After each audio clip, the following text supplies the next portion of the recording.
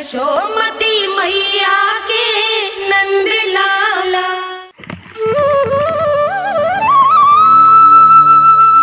परब्रह्म ईश्वर ने पूरी सृष्टि की रचना केवल एक प्रहर में कर दी थी, किंतु जब उन्होंने स्त्री को बनाया तो उन्हीं परमेश्वर को पूरे 7 दिन और 7 रातें लग गईं, क्योंकि उन्हें स्त्री के व्यक्तित्व में मां बनने की अद्भुत क्षमता का निर्माण करना था,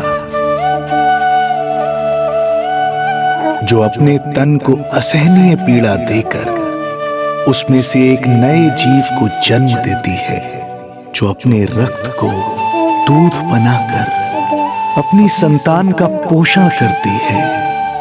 वो एक मां ही होती है।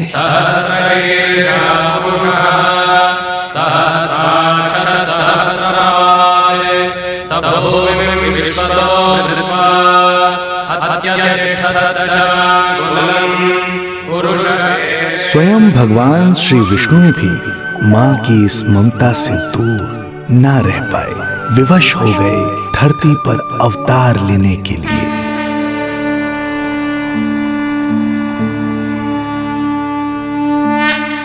शांताकारं भुजगशयनं पद्मनाभं सुरेशं विश्वाधारं गगनसदृशं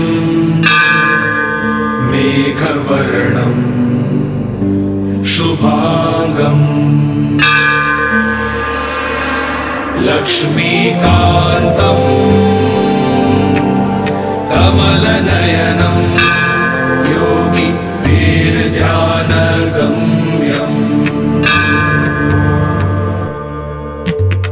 वन्दे विष्णुं भवभयहरं सर्वलोकैकनाथं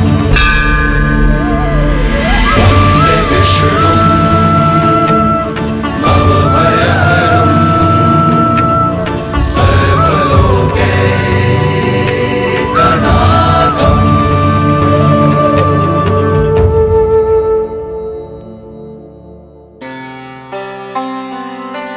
प्रणाम प्रभु। प्रणाम प्रणाम माता।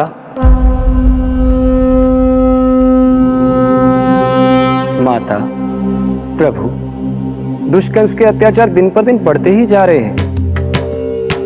पृथ्वी की शांति नष्ट हो रही है प्रभु, और मैं देवराज इंद्र होकर भी कुछ नहीं कर पा रहा हूं। आपके प्रताप से मैं भूमि अनंत काल से समस्त विश्व का भार उठा रही हूँ, किंतु प्रभु अब दुष्टता इतनी बढ़ चुकी है कि मैं सहन नहीं कर पा रही हूँ। अब दया कीजिए प्रभु, इससे पहले कि मैं बुराई के इस असीम भार के नीचे दबकर ब्रह्मांड की अतल गहराइयों में खो जाऊं। मेरी सहायता कीजिए प्रभु। आंखें खोलिए प्रभु, आंखें खोलिए।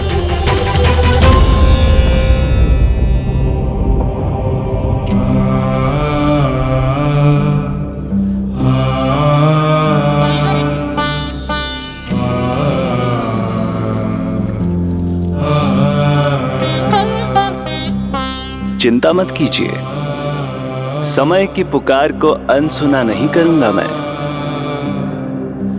मैं आप सबका कष्ट हरूंगा। मैं अवश्य अवतार लूंगा, मैं अवश्य अवतार लूंगा, मैं अवश्य अवतार लूंगा। श्री कृष्ण के रूप में, श्री कृष्ण के रूप में, श्री कृष्ण के रूप में।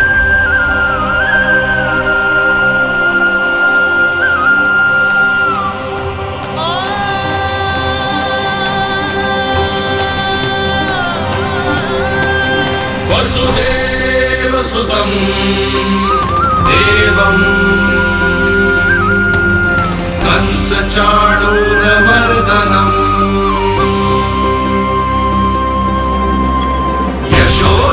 यशोदपरमानन्दम् कृष्णं वन्दे जगद्गुरुम्।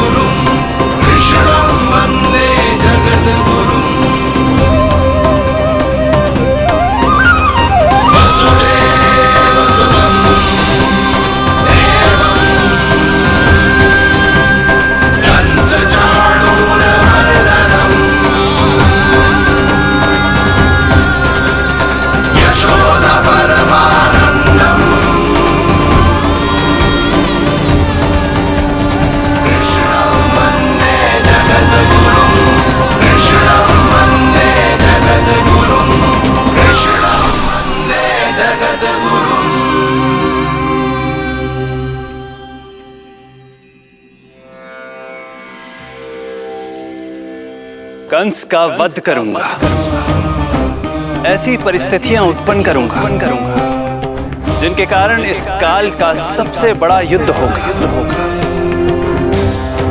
कुरुक्षेत्र के मैदान में मैं सभी अत्याचारियों को एक साथ समाप्त करूंगा और इस प्रकार मैं भूमि देवी का भार अवश्य हल्का करूंगा। मैं धन्य हुई प्रभु। हम धन्य हुए प्रभु। किंतु ये सब मेरे अगले अवतार के प्रमुख कारण नहीं है। तो फिर प्रभु? मेरे अगले अवतार का सर्वप्रथम और सर्व प्रमुख कारण है मां के अलौकिक प्रेम का अनुभव करना। मैं मां की ममता के सभी रूपों का आनंद लेना चाहता हूं। उसके हाथों से भोजन करना, उसके अंग से लिपट जाना, लोरियां सुनना, संसार के सभी संकटों से सुरक्षित उसकी गोद में सोना, उसे मां मां कहकर पुकारना, सांसारिक विषयों के बारे में उससे जानना,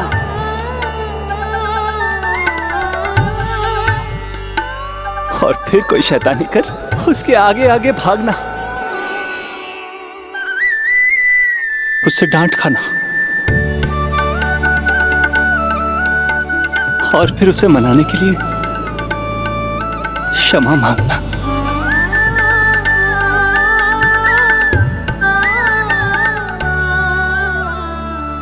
कितना आनंद आएगा जब वो मुझे दंड देने के लिए मेरे पीछे पीछे दौड़ेगी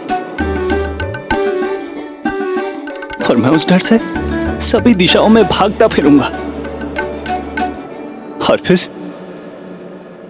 जब वो थककर हाँफते हाँफते रुक जाएगी तो मैं स्वयं उसके पास जाऊंगा, उसकी ममता भरी गोद में समा जाऊंगा।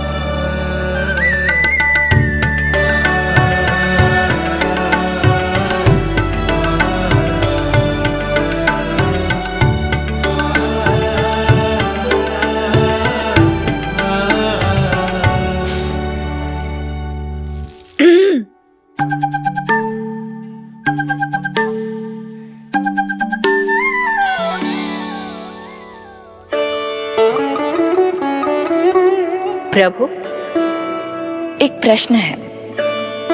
माँ और संतान के अद्भुत रिश्ते के इस आनंद को आप किसके साथ अनुभव करना चाहते हैं?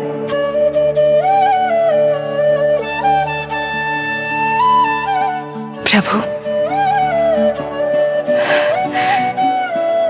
कौन है वो सौभाग्यशाली महिला जिन्हें आपने अपनी माँ के रूप में चुना है?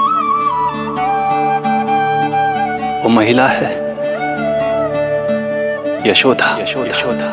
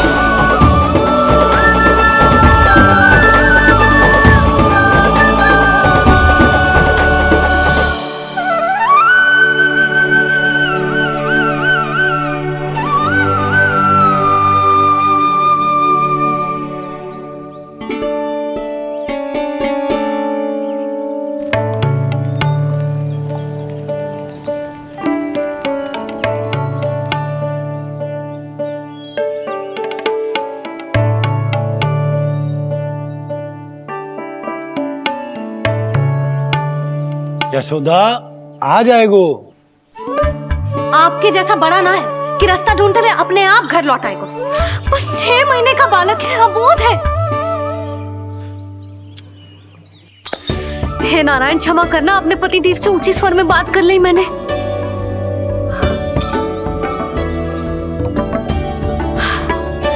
किसी को भी बुद्धि ना है पूरे गोकुल में कि नंद जी का बालक खो गयो है, सुबह सुबह घर से भाग गयो है।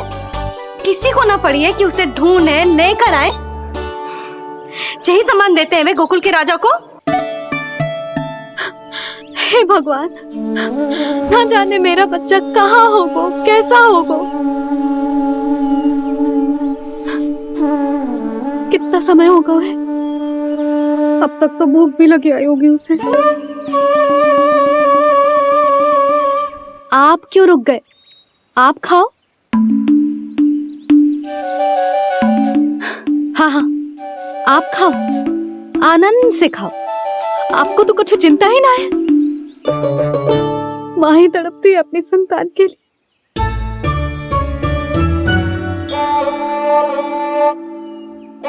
अब क्या खाली पेट काम पे जानो है? क्या कहेंगे सब कि यशोदा अपने पति को भूखा रखे? ना ना, आप खाओ, खाओ ना।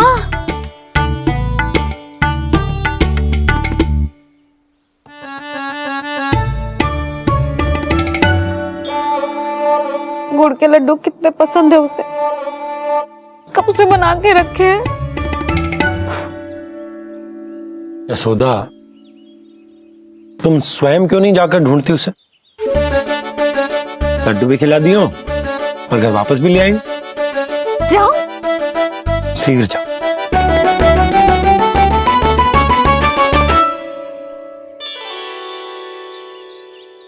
किंतु आप तो खाना खा रहे हो ना पतिदेव? वही तो, मैं खाना खा रहा हूं, परंतु वो भूखा है। तुम जाओ। वो तो भूखा है।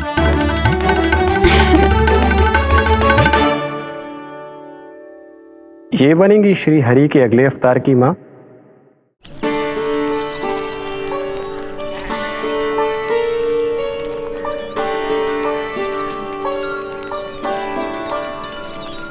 मेरे बच्चे को देखो है ना।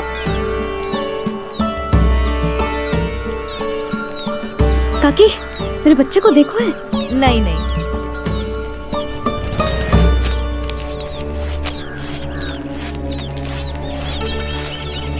सुमति, मेरे बच्चे को देखो है क्या कहीं? नहीं तो। ना देखो।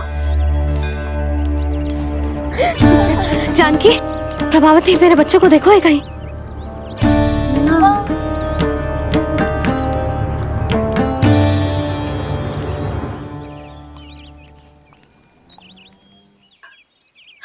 कहाँ है तू?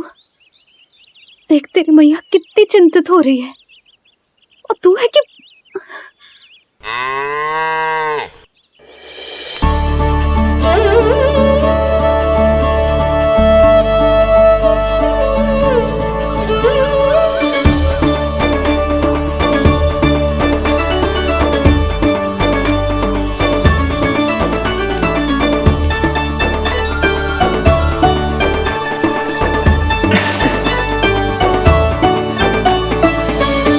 हाँ, अभी तक मैया यशोदा का लाडला यही है, 6 माह का बछड़ा। इसी पर ये अपनी सारी ममता न्योछावर करती हैं। तू फिर भाग गो। प्रतिदिन का काम होगा है तेरा। मैंने कही थी ना, मेरे बिना, अपनी मैया के बिना कहीं ना जानो है। ये संसार कितना भयानक है, कुछ मालूम है तुझे? दुष्ट भरे पड़े चारों ओर। वाह, दुनिया की अनोखी मैया और उसका अनोखा बालक, जो कि बालक है ही ना, गाय का बछड़ा है।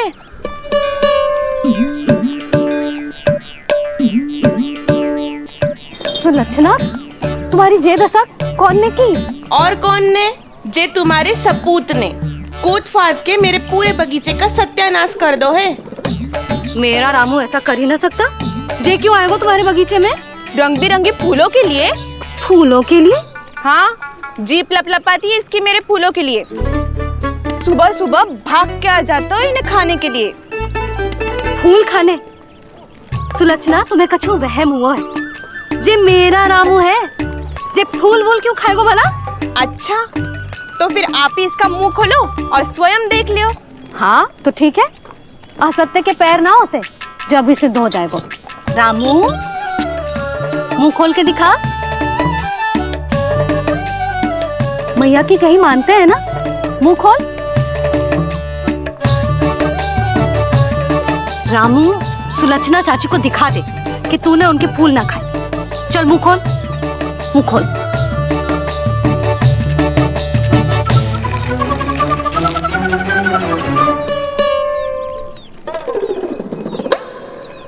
हाँ हाँ देख लो, इसने कुछ ना खाया है। हाँ हम चल रहे हैं। अरे पर मुझे भी तो देख लेने दो। सुलक्षणा, मैं नंद देव की पत्नी हूँ, तुम्हें क्या लगता है मैं असत्य बोलूंगी? ना ना जशोदा जी, लेकिन आप तो सिद्ध करने वाली थी ना। हाँ? हो तो गए हो सिद्ध। चल रामू, देर हो रही। अरे अरे वैसे रामू जी बहुत बुरी बात है, नंद जी का बालक चोरी कर दो। छी, जो अपनी वस्तु ना है उसे छूते भी ना है, समझ आई? जे करूंगी सुलक्षणा के यहाँ भरी टोकरी बेसन के लड्डू भिजवा दूंगी, प्रसन्न हो जाएगी। ये तो बड़ी चतुर है प्रभु। हाँ प्रभु, और जीवट भी है इनमें। बस यही देखा आप सबने? क्या आपने एक मां की चिंता नहीं देखी? प्रत्येक मूल्य पर अपनी संतान की रक्षा करने का स्वभाव नहीं देखा? या फिर असत्य भाषण करने पर अपनी भूल सुधारने की व्यग्रता नहीं देखी? कोई बात नहीं, मैं बताता हूं यशोदा क्या है। यशोदा पवित्रता की प्रतिमूर्ति है, विश्वास का आधार सुरक्षा की भावना है, ममता का मूर्त रूप है वो, वात्सल्य की गंगा है, भावनाओं का बहता हुआ निर्झर है। यशोदा अपने आप में परिपूर्ण है। यशोदा मां है। प्रभु, मां यशोदा निश्चित ही अद्भुत है, जिनके यहाँ आप पुत्र बनकर जाना चाहते हैं, उन्हें तो असाधारण होना ही है। किंतु प्रभु, आपके दिए हुए वचन के अनुसार आपको देवी देवकी का पुत्र बनकर जाना है, तो फिर आप एक ही जन्म में दोनों माताओं के पुत्र कैसे बन सकते हैं? आपका प्रश्न उचित है इंद्रदेव। पूर्व काल में प्रजापति सुतप्पा और उनकी पत्नी प्रश्नी ने मेरी घोर तपस्या की थी। उनके आग्रह करने पर मैंने उन्हें वरदान दिया था कि जब वो देवकी और वसुदेव के रूप में पृथ्वी पर आएंगे, तब मैं उनका अष्टम पुत्र कृष्ण बनकर जन्म लूंगा। पर मैया यशोदा के वात्सल्य प्रेम ने मुझे दुविधा में डाल दिया, क्योंकि वो भी तो पिछले जन्म से ही है ना। पिछले जन्म से?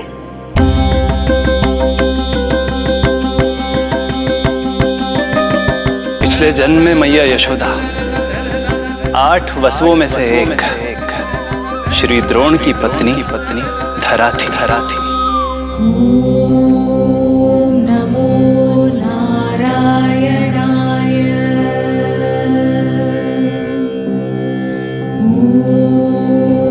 नमो नारायणाय। दोनों सहस्त्रों वर्षों तक निरंतर मुझे पुत्र रूप में पाने की मनोकामना के साथ घोर तपस्या करते रहे। अपने तप में वो दोनों इतने लीन थे कि प्रकृति की कोई भी शक्ति उनका ध्यान भंग नहीं कर पाई। किंतु फिर एक दिन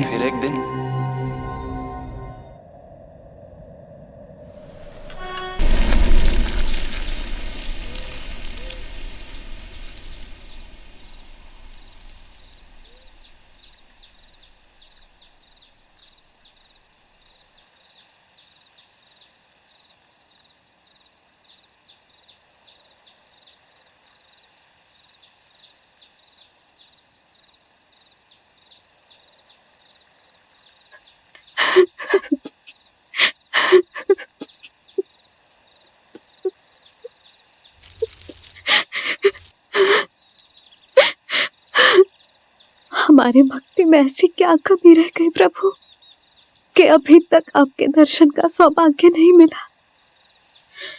अब तो सैकड़ों वर्ष बीत गए हैं आपका सुमिरन करते हुए।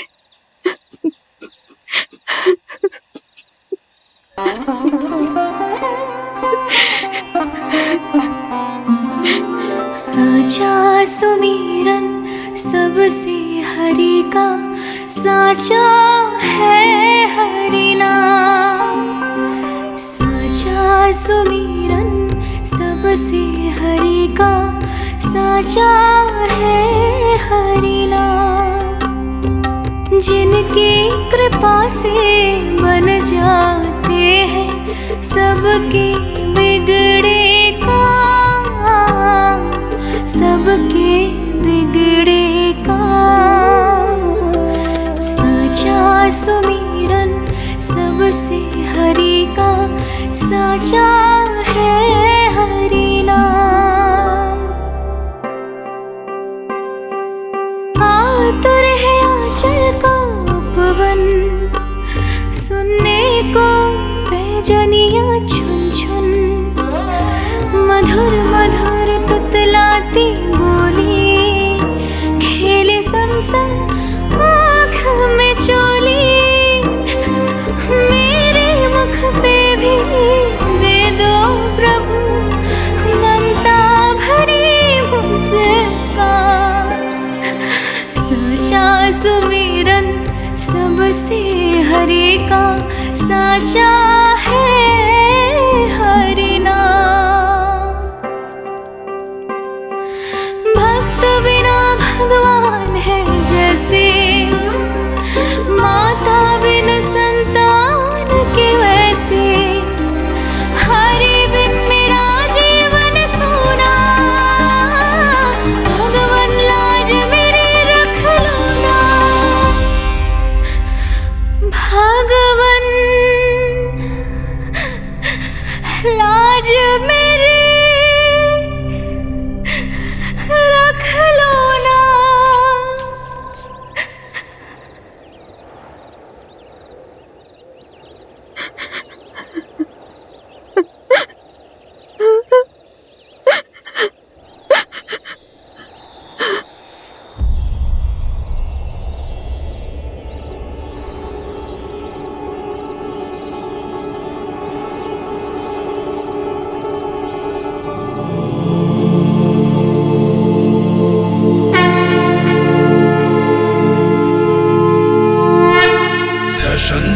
चक्रम सकिरीट कुंडलम सपीत वस्त्रम सरसीरुहे क्षणम सहार वक्षस्थल शोभिकास्तुभम नमामि विष्णु शिरसा चतुर्भुजम्।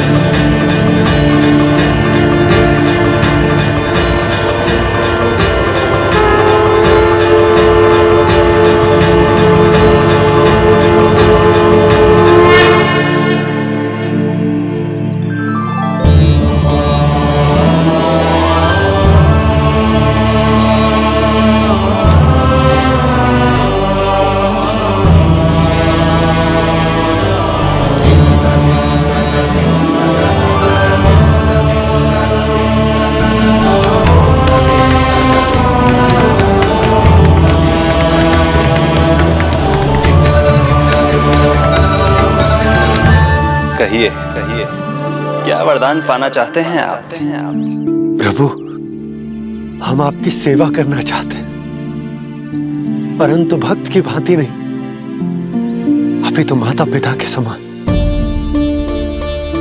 आपका एक पुत्र के रूप में पालन पोषण करें।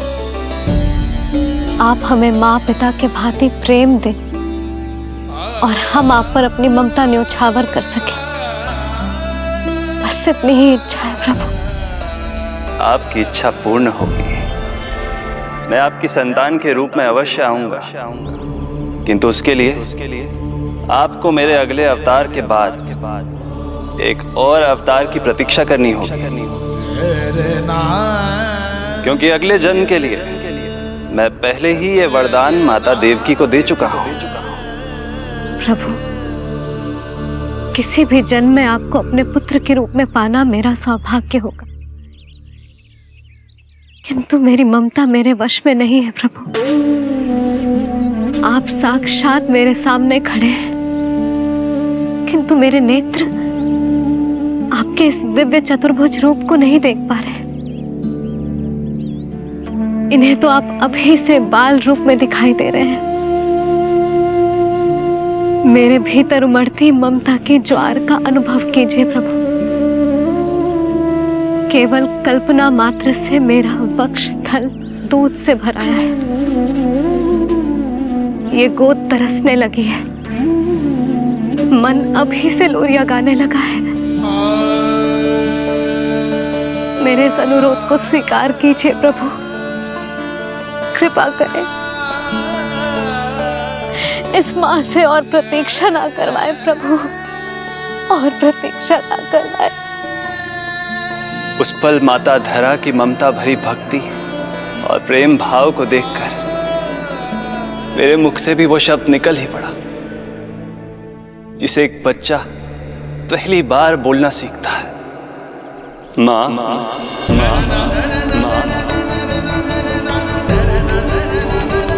अब ये प्रतीक्षा केवल आपकी ही नहीं, मेरी भी होगी। मैं भी तरसूंगा आपका पुत्र बनने के लिए। इस समय मैं विवश हूँ, किंतु मैं आपको वचन देता हूँ, मैं आपकी संतान बनकर अवश्य आऊंगा। प्रभु,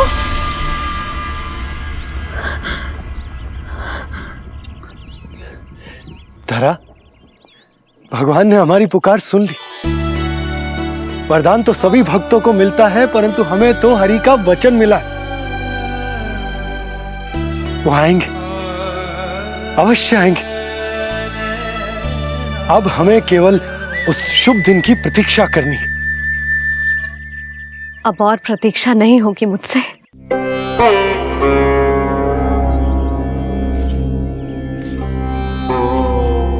हमने सहस्त्रों वर्षों तक तपस्या की। ये समझ लो कि वो तपस्या अभी शेष नहीं। श्री हरि को अपने सामने देखकर मेरी व्याकुलता का बांध टूट गया है। 2 जन्म बहुत बड़ा समय होता है स्वामी। अपने पुत्र के रूप में हरि को गोद में खिलाने के लिए अब मैं और 2 जन्मों तक प्रतीक्षा नहीं कर सकती।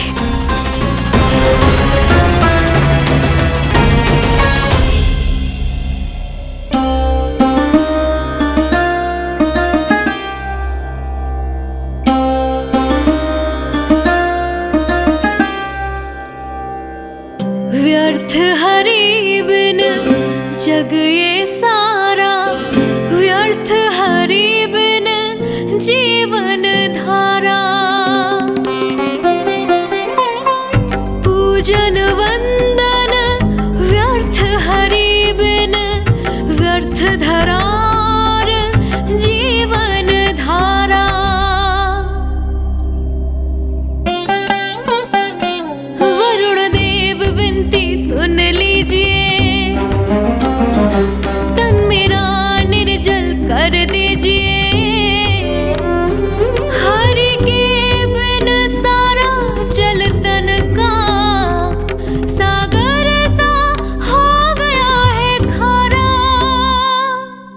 प्रभु, माता धरा की तपस्या का तेज अत्याधिक है। प्रकृति के 5 तत्व, 5 महाभूत इनकी पुकार सुनने के लिए विवश है।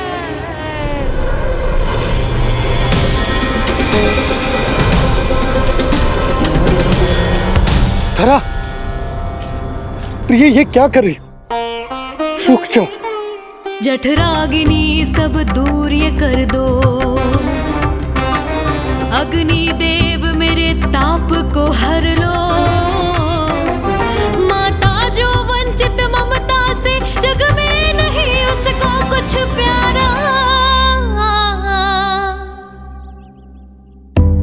पूजन वंदन व्यर्थ हरि बिन व्यर्थ धरार जीवन धारा।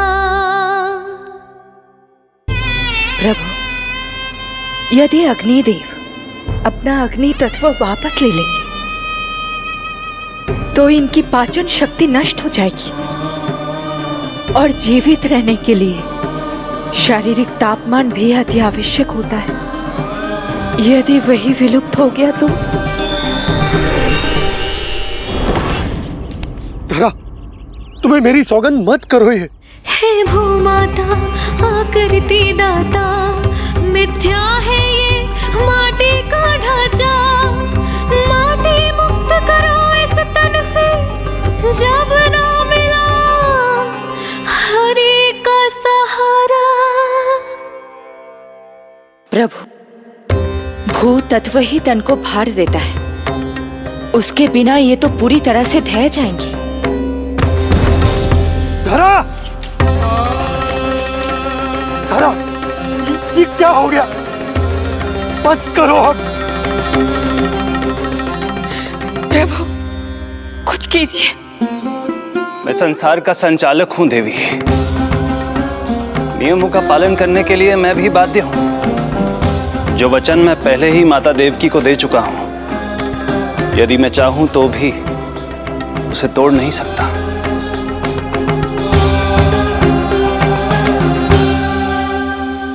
सुख लो आयु सब इस तन की, आस है जमुना शेष है मन की। वायु देव कृपा करो अब ये, रोक दो इन श्वासों की धारा।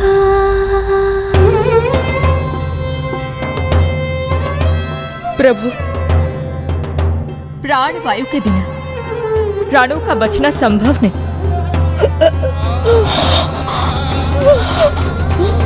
धरा, धरा, धरा, धरा, बस करो अब। क्या तुम अपनी सुध-बुध खो चुकी हो? तुम्हारे प्राणों में मेरे भी प्राण बसते हैं प्रिय। रुक जाओ। हे आकाश देव, तुमको मेरा अंतिम प्रणाम। अंतरात्मा लीन करो मेरी, लेके श्री हरि का नाम।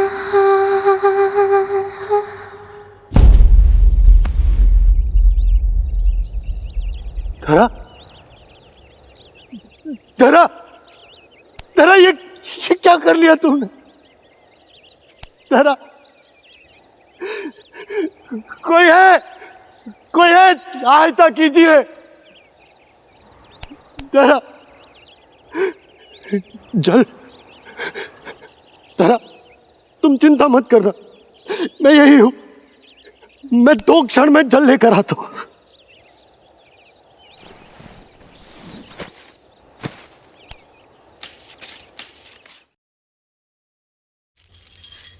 प्रभु, आप नियमों से तो अवश्य बंधे हैं, परंतु आप लीलाओं के स्वामी हैं।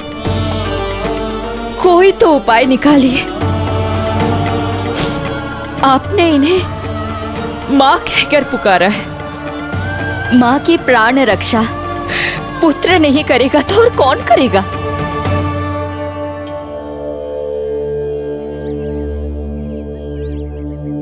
प्रेम ना जिसकी सीमा कोई, ना कोई आया माँ की ममता के आगे विवश हुए भगवान,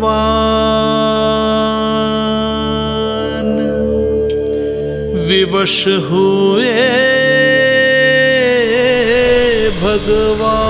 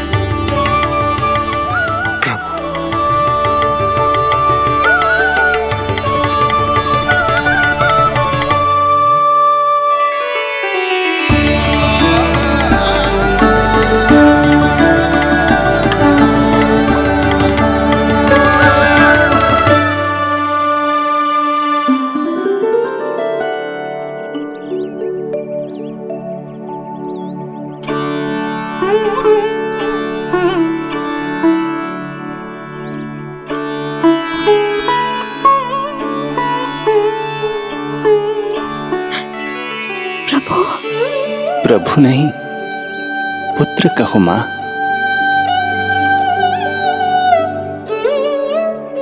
पुत्र, मेरा पुत्र, मेरा पुत्र।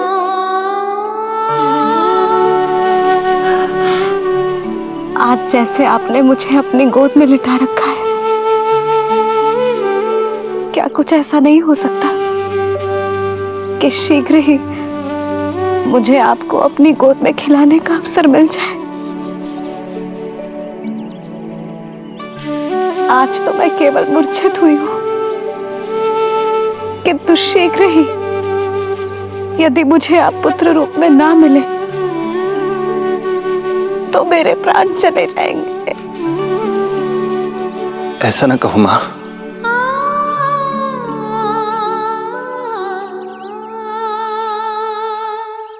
माता देवकी को मैं पहले ही वचन दे चुका हूं, इसलिए विधि के विधान के अनुसार मुझे उन्हीं का पुत्र बनकर जन्म लेना होगा। किंतु आपकी आतुरता का अनुभव करने के बाद अब मैं भी आपका स्नेह पाने से स्वयं को और वंचित नहीं रख सकता। आपने वरदान मांगा था कि आप पुत्र की भांति मेरा पालन पोषण करना चाहती हैं, इसलिए यदि आप उचित समझे तो आप अगले जन्म में ही अपनी इच्छा पूर्ण कर सकती हैं। जिस आयु में संतान को अपनी मां की ममता के आंचल की आवश्यकता सबसे अधिक होती है, उस आयु में अर्थात अपने जन्म के प्रथम दिन से 10 वर्षों तक मैं आपके साथ रहूंगा। किंतु फिर मुझे अपनी जन्म देने वाली मां माता देवकी के पास लौटना होगा। ऐसा करने से मैं उन्हें दिया वचन भी निभा पाऊंगा और आपकी ममता का सौभाग्य भी प्राप्त कर पाऊंगा। यदि आपको स्वीकार हो तो। स्वीकार है प्रभु, सहर्ष स्वीकार है। एक माँ और पुत्र का नाता केवल उसके कोख से जन्म लेने से ही नहीं बनता, ये नाता तो ममता से बनता है, और मैं अपनी ममता आप पर न्यौछावर करने के लिए आतुर हूं। यशोमती मैया के नंद लाला, यशोमती मैया के नंद लाला, यशोमती मैया के नंद लाला, यशोमती मैया के नंद लाला। तो इस प्रकार परमपिता परमेश्वर श्री हरि विष्णु एक ही जन्म में दो दो माताओं का पुत्र बनने के लिए उत्साहित भी थे और भावुक भी। किंतु जगत माता श्री लक्ष्मी और अन्य सभी देवगण ये जानना चाहते थे कि श्री हरि ये अभूतपूर्व कार्य कैसे करेंगे। भगवान बोले, ये सब संभव होगा उसके कारण जो मेरे अगले जन्म की कथा का मुख्य पात्र है, कंस।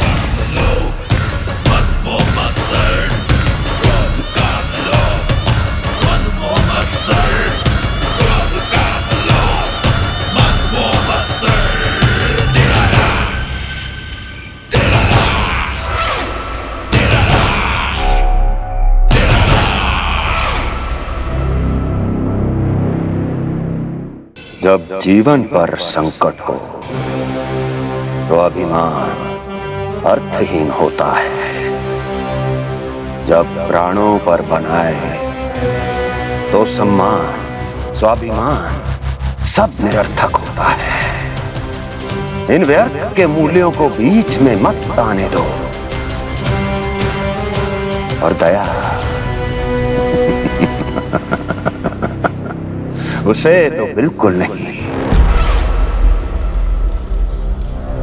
मार डालो साधु संत ऋषि मुनि स्त्री वृद्ध, चाहे वो नवजात शिशु ही क्यों ना हो।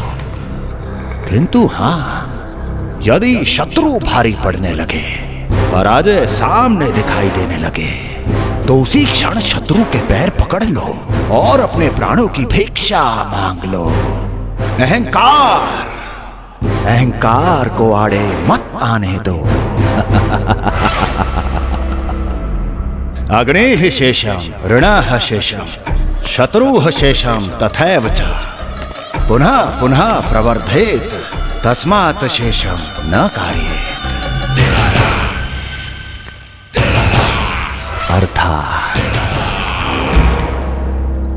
अग्नि की एक भी चिंगारी, ऋण की एक भी मुद्रा और शत्रु की एक भी संतान यदि शेष रह जाए तो शीघ्र ही विकराल रूप धारण कर सकती है। इन सब का समूल नाश ही एकमात्र उपाय है अपनी सुरक्षा का। इसलिए कहता हूं, साम दाम दंड भेद कोई भी युक्ति क्यों ना लगानी पड़े, शत्रु के प्राणों का हरण ही परम उद्देश्य होना चाहिए। छोड़ो मत, फिर चाहे वो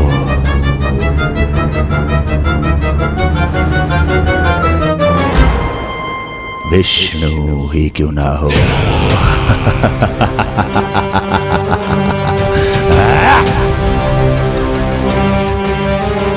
यही थी कंस की दिनचर्या। वो प्रतिदिन स्वयं को स्मरण कराता था कि स्वार्थ के लिए किसी भी सीमा को तोड़ने में कुछ अनुचित नहीं है। तभी तो राजगद्दी प्राप्त करने के लिए उसने अपने पिता महाराज उग्रसेन को भी नहीं छोड़ा था। पिताजी,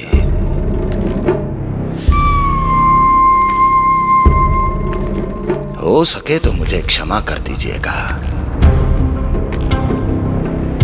कल्पना भी नहीं की थी कि मैं आपके साथ ऐसा व्यवहार करूंगा। आपको प्रतीत हो रहा होगा कि मैं क्रूर हूं, स्वार्थ में अंधा हो गया हूं,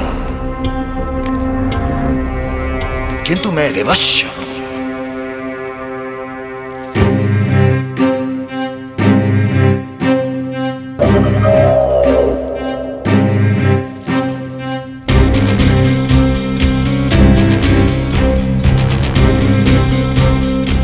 आज से सत्ता का ये भार अब मुझे उठाना पड़ेगा पिताजी,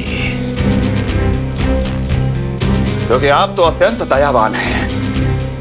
अपनी आवश्यकता से अधिक प्रेम आपको अपनी प्रजा से है, किंतु मैं ऐसा नहीं। मैं अपने शत्रुओं का काल हूं, तभी तो मेरे प्रति दुर्भावना रखने वाले मेरे सम्मुख आने से पहले थर थर कांपते हैं। इसलिए मथुरा का राज सिंहासन मेरे साथ अधिक सुरक्षित रहेगा, क्योंकि मैं आपसे अधिक उपयुक्त हूं पिताजी। मेरा विश्वास कीजिए। हृदय पर गोवर्धन पर्वत रखकर मुझे यह निर्णय लेना पड़ रहा है पिताजी।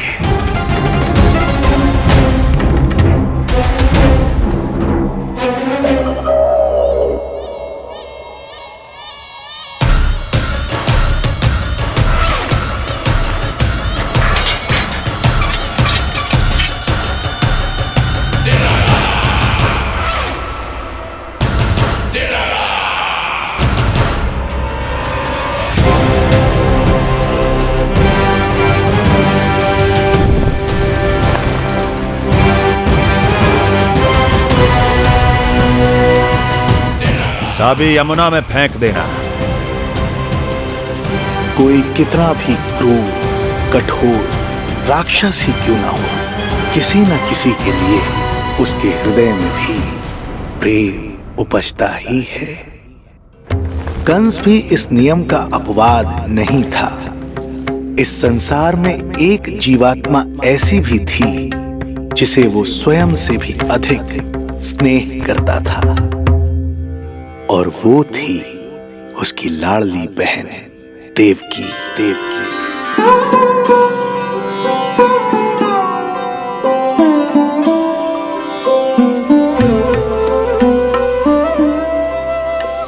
देवकी के लिए कंस एक राजा नहीं, मात्र भाई था, जो अपनी बहन की छोटी सी मुस्कुराहट के लिए आकाश पाताल एक कर सकता था। अत्यंत धूमधाम से उसने अपनी देवकी का विवाह यादवराज वसुदेव के साथ संपन्न करवाया। रुको।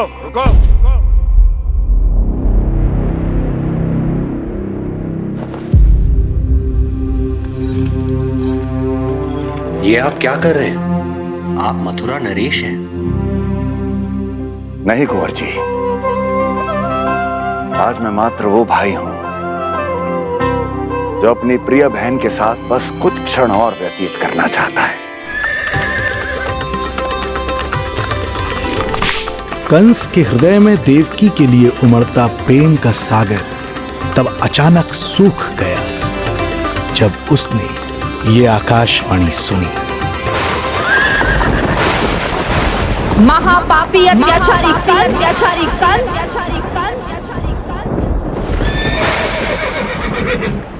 जिस देवकी को तू इतने प्रेम से ससुराल ले जा रहा है, वही तेरे अंत में सहायक होगी। तेरा काल तेरी प्रिय बहन के गर्भ से उसकी 8वीं संतान बनकर जन्म लेगा और तेरा विनाश करेगा, विनाश करेगा, विनाश करेगा।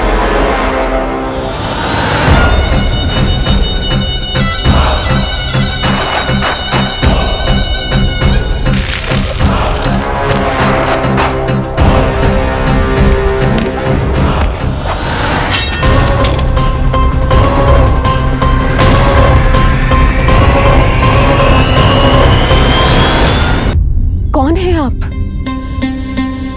मुझे आपसे भय लग रहा है। आप मेरे भैया नहीं हो सकते। सही कहा तूने। जो मेरे विनाश को जन्म दे उस कुल घातिनी से मेरा कोई संबंध नहीं। महाराज, रक्त के संबंध क्रोध की अग्नि में मत झुलसाइए। जिस बहन को आपने बचपन से आज तक इतना प्रेम दिया, क्या वो आपके विरुद्ध किसी षड्यंत्र में सहायक हो सकती है? भला हमारी संतान आपका विनाश क्यों करेगी? अपनी नवविवाहित बहन पर कृपा कीजिए महाराज। अपने पुरुषार्थ से आपने कितने असुरों को युद्ध में पराजित किया है। आज वो सब दरबारी बनकर आपकी सेवा करते हैं। ये महापराक्रमी कंस, यदि वो मायावी असुर आपको हानि नहीं पहुंचा पाए तो ये आपकी बहन आपका क्या बिगाड़ सकती है? दया कीजिए महाराज, दया कीजिए। आप बीच में मत पड़िए कुंवर जी। सुना नहीं क्या? इसकी 8वीं संतान मेरा वध करेगी। जब मां ही नहीं बचेगी तो 8वीं संतान के जन्म का तो प्रश्न ही नहीं उठता। यदि ऐसा है तो आप मुझे मार दीजिए। जब मैं ही जीवित नहीं रहूंगा तो देवकी की संतान होने की संभावना ही समाप्त हो जाएगी। अपने बहनोई की हत्या का पाप मैं नहीं कर सकता। और बहन की हत्या का पाप कर सकते हैं? जिसे जीवन भर प्रेम दिया है उसके प्राण लेने का अधिकार है मुझे। प्रिय भैया, यदि आपको इस विषय में इतना संदेह है तो आप हमारी 8वीं संतान के प्राण ले लीजिएगा। बल्कि 8वीं संतान ही क्यों, उसका जन्म होने तक हमारी सभी संतानों का वध आप स्वयं अपने हाथों से कर लीजिए। स्वामी! हे मथुराधिपति, मेरी पत्नी को प्राण दान दे दीजिए। मैं महाराज शूरसेन का पुत्र वसुदेव आपको वचन देता हूं, अपनी 8 संतानों को जन्म लेते ही स्वयं आपके सामने प्रस्तुत करूंगा। अपनी 8 संतानों को जन्म लेते ही स्वयं आपके सामने प्रस्तुत करूंगा।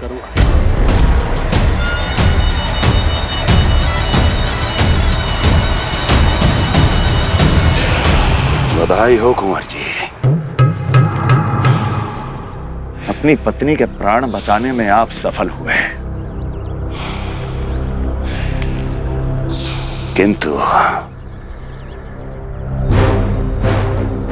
आपकी संतानें इतनी भाग्यशाली नहीं होंगी। वचन स्मरण रहे।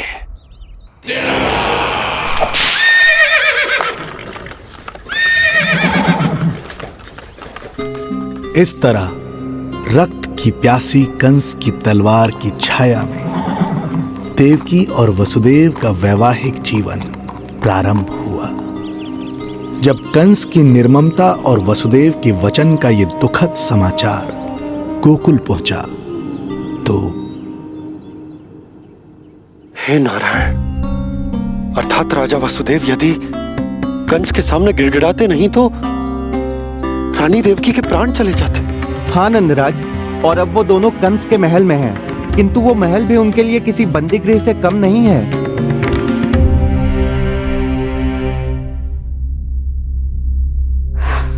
एक भाई अपनी बहन के साथ ऐसा करने की सोच भी कैसे सकता है?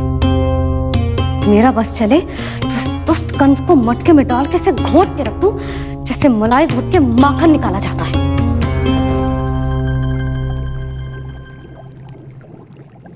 ना, माखन ना, जे कंस तो कीड़ा है, इसे तो पटक पटक के ऐसे मारना चाहिए जैसे कीड़ा निकालने के लिए धान के गट्ठर को पटका जाता है।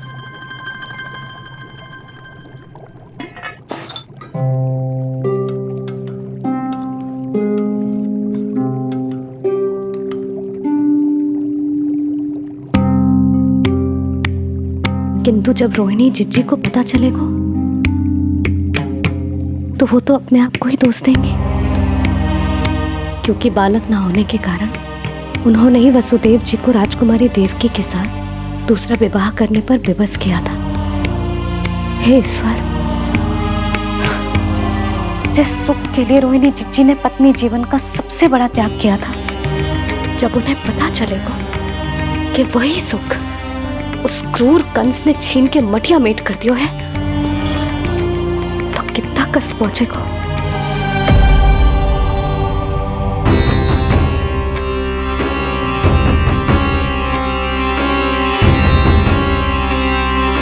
रोहिणी जीजी,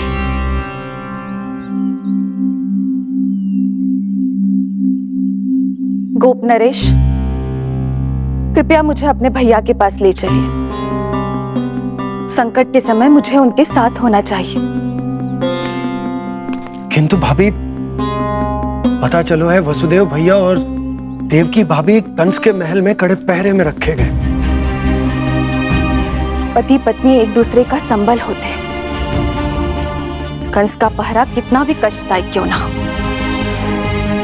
इस समय उन्हें और बहन देवकी को मेरी आवश्यकता है।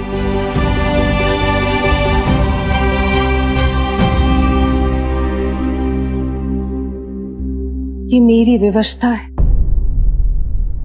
कि यादव कुलदीपक होकर भी आपको इस महल में बंदियों की तरह रहना पड़ रहा है, और मैं कुछ कर भी नहीं पा रही। काश आपने मुझसे विवाह ही ना किया होता। तो क्या मैं अपने भाग्य से भाग पाता देवकी?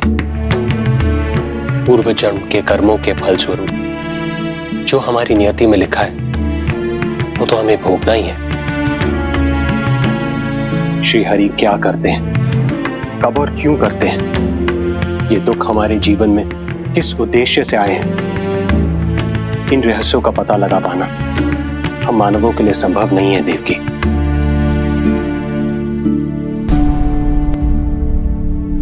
तो फिर चलिए यहां से भाग चलते हैं, कहीं ऐसे स्थान पर जहां भैया की छाया भी हम पर ना पड़ सके।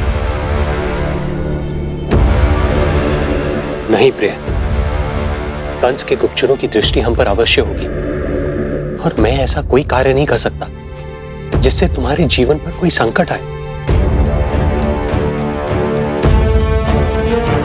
और मैंने उन्हें अपनी सभी संतानों को सौंपने का वचन भी दिया है। अपना वचन मेरे लिए प्राणों से भी अधिक महत्वपूर्ण है देवकी।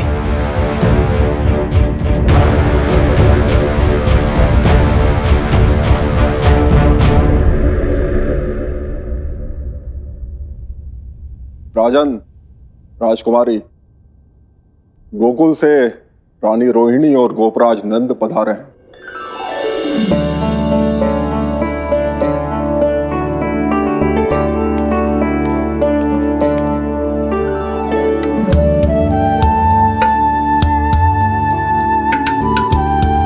स्वामी,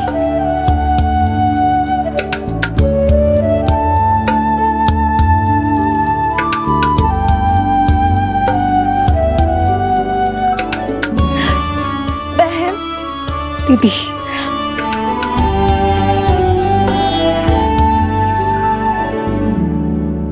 भाई नंद, जो आप हमारे लिए कर रहे हैं उसके लिए धन्यवाद शब्द बहुत छोटा है।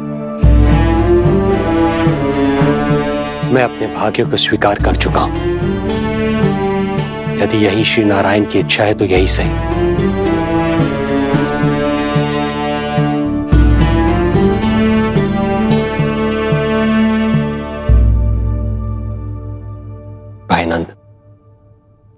इस समय मथुरा का वातावरण अनुकूल नहीं है।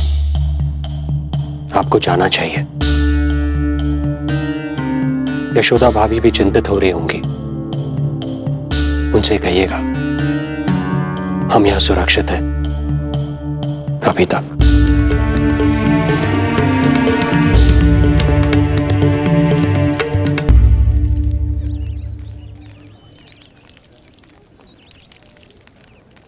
वसुदेव भैया का भाग्य पर भरोसा देख वे अपनी संतानों को कंस को अवश्य सौंपेंगे।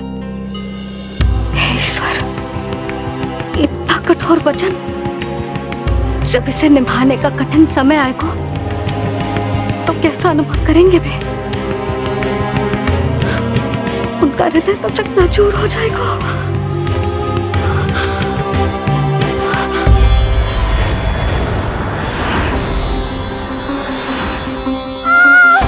सब्र से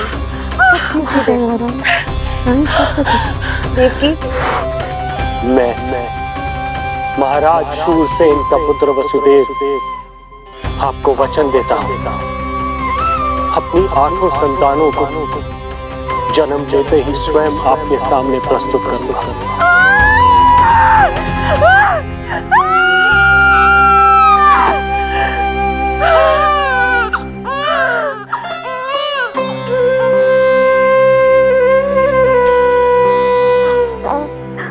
बधाई हो स्वामी, आपको पुत्र रत्न प्राप्त हुआ है।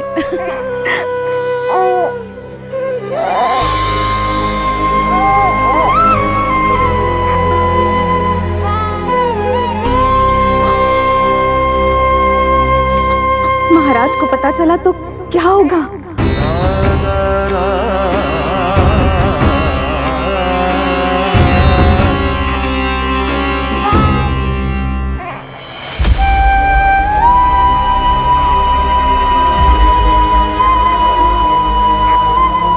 अपने पुत्र को इन हाथों में थामना। कितने वर्षों से इस पल की प्रतीक्षा कर रहा था मैं, और आज जब यह पल आया है मेरी आंखों में दुख के आंसू हैं। एक पिता जब प्रथम बार अपनी संतान को गोद में उठाता है तो सबसे पहले यह सोचता है कि उसे क्या नाम दूं, उसका सुनहरा भविष्य कैसे सुनिश्चित करे। किंतु मैं वो भाग्यहीन पिता हूं जो अपने पुत्र का भविष्य मृत्यु के अंधकार में डुबोने जा रहा है। मैं इसे नाम देकर क्या करूंगा?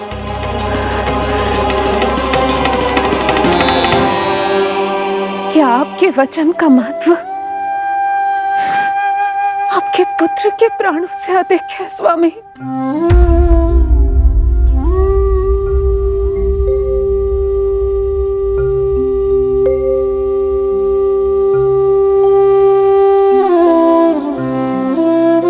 श्री नारायण का दूसरा नाम सत्य होता है देवकी। तुम ही कहो,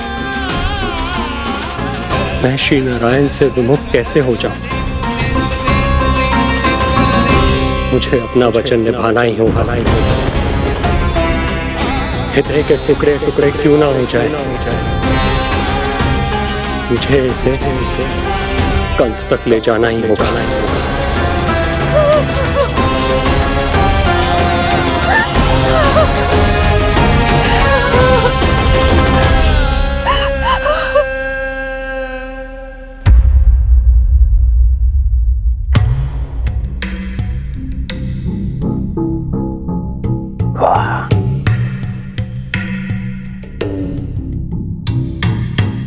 इतना स्वादिष्ट भोजन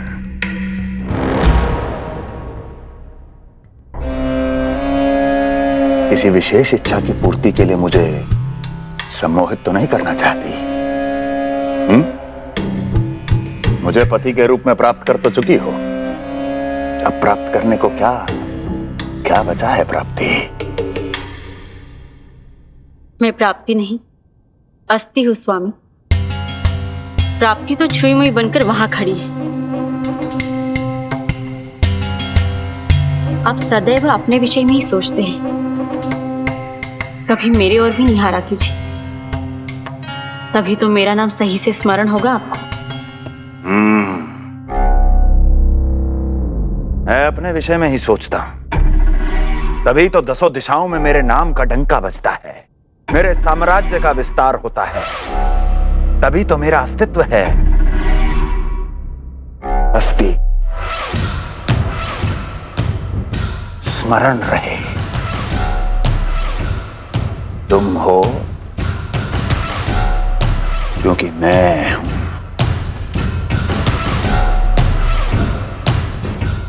वन में यदि सिंह न हो तो उसके आश्रिति पर गीदड़ भी आक्रमण कर देते हैं।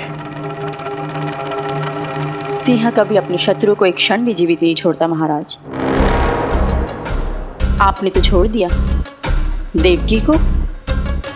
सिंह नहीं, आप वो गाय हैं जो अपनी कसाई से अथाह प्रेम करती है।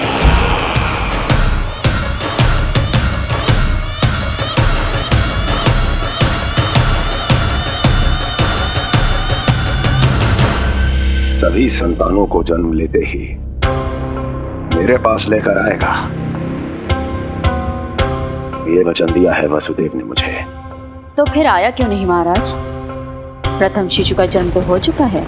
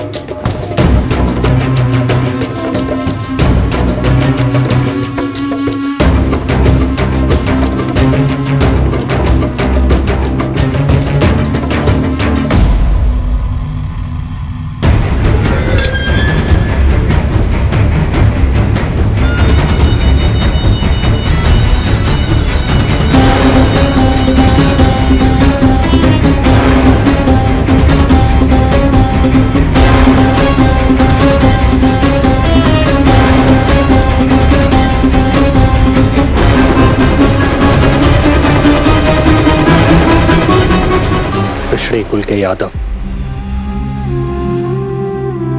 अपना वचन मिथ्या नहीं होने देते महाराज।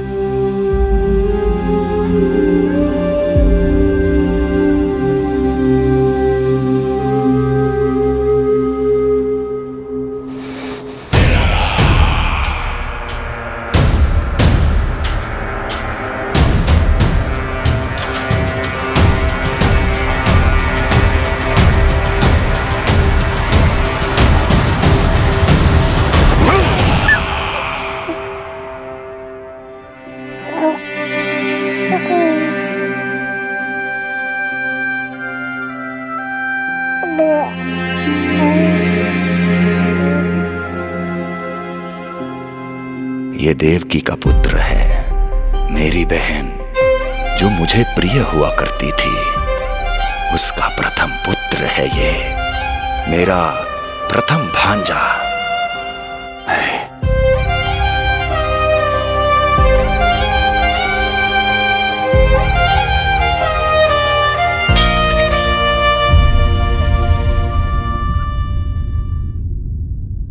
इसे वापस ले जाइए कुंवर जी।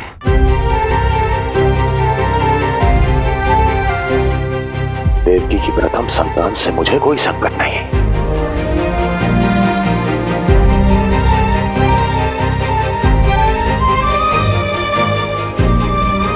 और आपको क्या लगता है कुंवर जी कि मैं कोई राक्षस हूं क्या?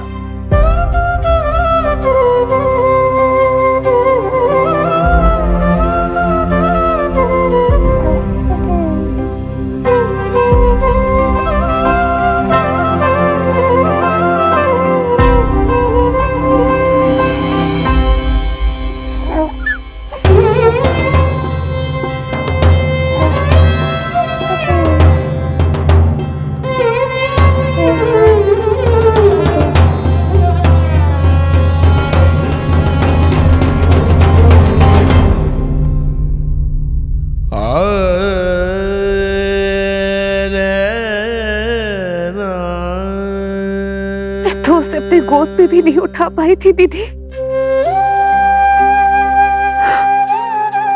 उसका वो सुकुमार मुख मेरी स्मृति से जा ही नहीं रहा। वो मधुर रुदन अभी तक मेरे कानों में गूंज रहा है। मैं तुम्हारी पीड़ा का अनुमान लगा सकती हूँ देवकी। मैंने उसे जन्म नहीं दिया था, फिर भी मेरे कान अभी तक उसके रुदन की ध्वनि सुन रहे हैं। क्योंकि ये अपनी माओ को पुकार रहा है। तुम्हारे भैया ने हमारे पुत्र को प्राणदान दे दिया देवकी।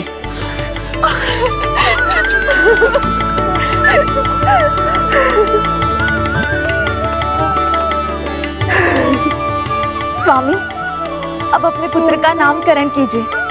इसे ऐसा नाम दीजिए कि इसका भविष्य यश और कीर्ति से परिपूर्ण हो। कीर्तिमान कीर्तिमान होगा इसका नाम।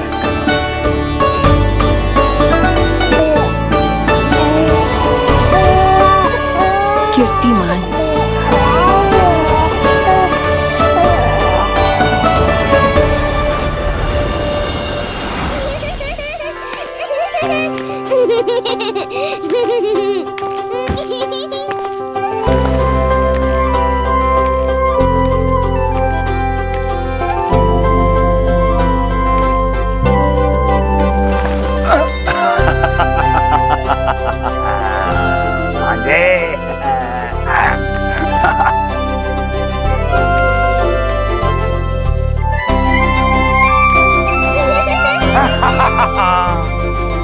भांजे भांजे, मामा से बचना असंभव है।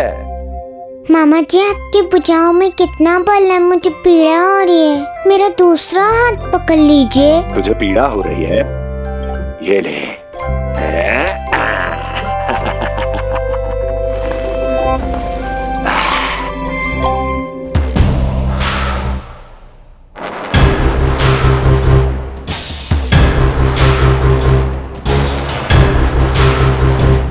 नारायण नारायण। मामा जी मूर्ख बन गए, मामा जी मूर्ख बन गए, मामा जी मूर्ख बन गए। इतना दुस्साहस! जा खेल। अब मामा जो है देवर्षि के साथ मंत्रणा करेंगे। जा खेल। क्योंकि अत्यंत महत्वपूर्ण ना हो तो देवर्षि हमारे द्वार पर आने का कष्ट नहीं उठाएंगे। कहिए देवर्षि, कैसे आना हुआ? मैं तो बस आपको ये अद्भुत कमल पुष्प भेंट करने आया था महाराज। इसे देखते ही मुझे आपका स्मरण हुआ था। मानो ये मुझे पुकार कर कह रहा हो, मुझे महाराज कंस के पास ले चलिए। इसमें तो कुछ भी विशेष नहीं है देवर्षि। इसमें 8 पंखुड़ियां हैं महाराज, और 8वीं पंखुड़ी सबसे विशेष है। यदि विश्वास न हो तो आप स्वयं गिनकर देख लीजिए। आप मेरा उपहास कर रहे हैं देवर्षि। आप गिनिए तो सही महाराज। 1 2 3 4 5 6 7 8। क्या आप निश्चित रूप से कह सकते हैं कि यही 8वीं पंखुड़ी है? विचार कीजिए महाराज। क्या आप बिना किसी शंका के कह सकते हैं कि कौन सी पंखुड़ी पहली है और कौन सी 8वीं? क्या आप पूर्ण विश्वास के साथ कह सकते हैं कि कौन प्रथम है और कौन अंतिम? फिर चाहे वो पंखुड़ी हो या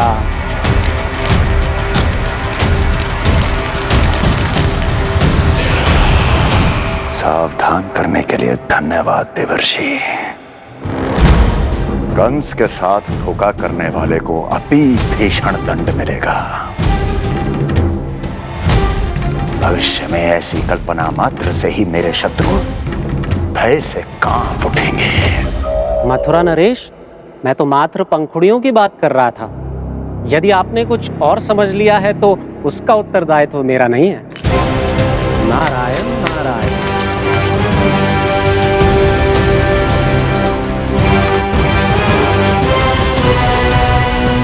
विचार कीजिए महाराज, क्या आप बिना किसी शंका के कह सकते हैं कि कौन सी पंखुड़ी पहली है और कौन सी आठवीं? क्या आप पूर्ण विश्वास के साथ कह सकते हैं कि कौन प्रथम है और कौन अंतिम? फिर चाहे वो पंखुड़ी हो या... मामा जी मूर्ख बन गए, मामा जी मूर्ख बन गए, मामा जी मूर्ख बन गए, मामा जी मूर्ख बन गए।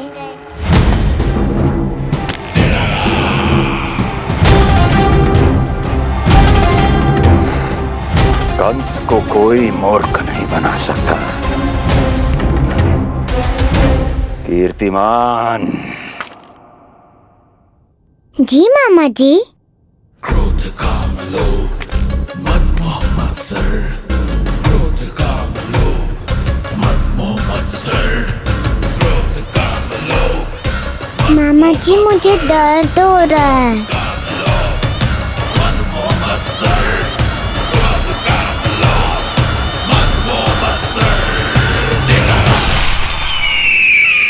स्वामी, ये कीर्तिमान के लिए कैसा लग रहा है? ये लीजिए स्वामी।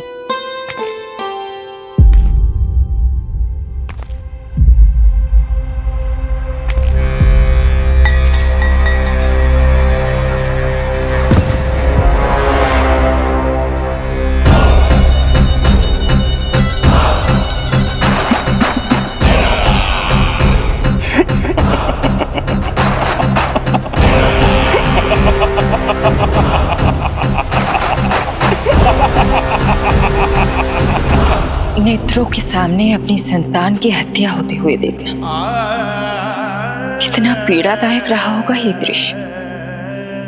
किंतु प्रभु, यदि देवर्षि नारद कंस के हृदय में संदेह का बीज न बोते तो कंस ऐसा कभी नहीं करता। तो फिर उसे उकसाए ही क्यों देवर्षि ने? आप भूल गए देवराज, समस्त संसार में जो भी होता है मेरी इच्छा अनुसार ही होता है। यही प्रश्न नारद ने भी मुझसे पूछा था।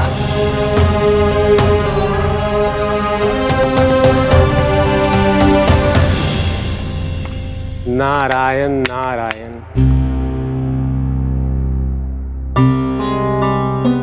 छोटे से बालक की इतनी निर्मम हत्या और माध्यम बना मैं। प्रभु, ये कैसी लीला है आपकी? अभी तो देवकी की 5 और संतानों की हत्या होना शेष है नारद। अब से कंस शिशुओं के जन्म लेते ही उनकी हत्या कर देगा। यदि जन्म के तुरंत बाद ही मृत्यु होनी है तो जन्म का लाभ ही क्या है प्रभु? यही विधि का विधान है नारद। कीर्तिमान और शेष 5 बच्चे श्रापग्रस्त हैं। जन्म के कर्मों के अनुसार अल्पायु होना उनकी नियति है। उनकी मृत्यु के बाद ही शेषनाग के अंश के रूप में बलराम और मेरे अंश के रूप में श्री कृष्ण का अवतार संभव होगा। नारायण नारायण।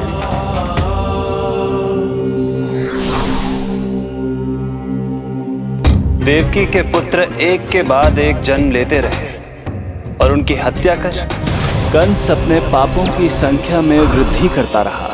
नहीं! मत मारो! मेरा पुत्र! मेरा पुत्र!